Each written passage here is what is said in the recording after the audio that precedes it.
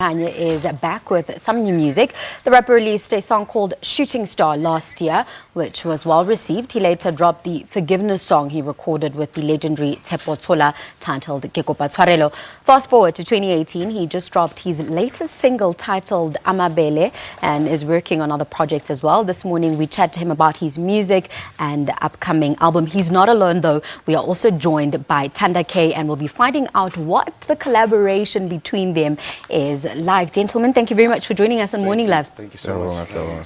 Let's start with you, Jub Jub, with your single, your latest single called Amabele. I mean, we know Ke Kopa Tshwarelo, you performed it a little bit earlier on, still a relevant song, especially for June 16. Right. But take us through your new single. The new single, it's basically about seeking prosperity, acknowledging the man from the homelands that would go to Joburg in search of Amabele to go home to feed their kids and their families. So anybody that's out there hustling, anybody that wants greener pastures and wants prosperity and success, this track is for them. It motivates anybody. And the moment I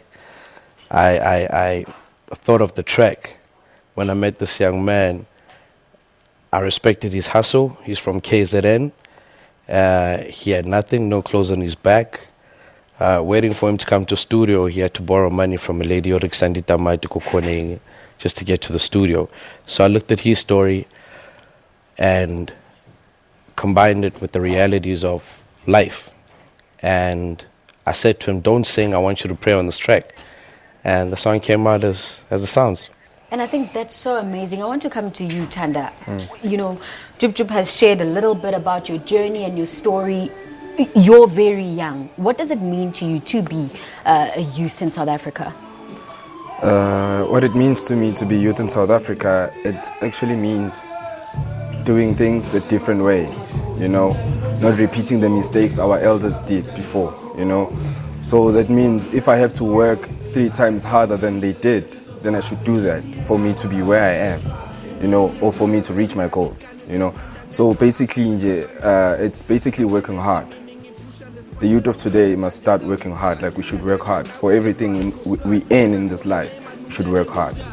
Jub Jub, let's zoom into your music. I mean, the kind of hip-hop we hear these days is more trap music where we, you know, doing all those dance moves.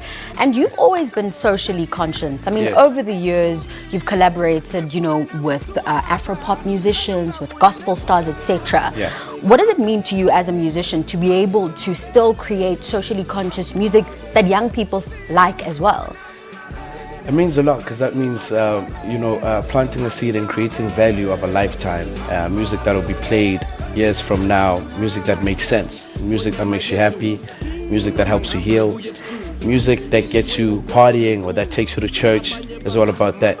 I don't want to die and think, okay, I never made a difference or I never made people happy or anything like that. I want to leave people with something they can remember me with. And doing timeless music is part of it. You know, changing people's lives is part of it. Touching people's lives and uplifting youth is part of it. So it's part of the journey. Tanda, let's look at your music. I mean, you're a new artist. What genre are you leaning towards as a musician? Because I'd assume eventually you want to, you know, release your own album and promote your own sound. In terms of genres, I don't want to be specific to a certain genre because I'm a musician, I'm an artist, so I'm open to anything. So it depends on what I feel at that moment. If you're nominated for an award, what category would you then lean towards? Because usually genres are then relevant in that context. I think Afropop. Afropop, so that's more you. And it'll be interesting to hear you perform a little bit later on in the show. Now, we're celebrating June 16 today. When you came in earlier on, you know, you could feel the vibe because that's what we're doing across the country. We're following all those celebrations. What's your vision for youth there? Do you think it's still relevant to celebrate it, commemorate it? I mean, I think we should celebrate it in a positive way. And I think the youth of today, rather than going out there and drinking and celebrating because they really don't know the struggle that was fought for the freedom. So now it's no longer the freedom. Today, with today's youth, now there's another struggle that we fight in, which is drugs and alcohol.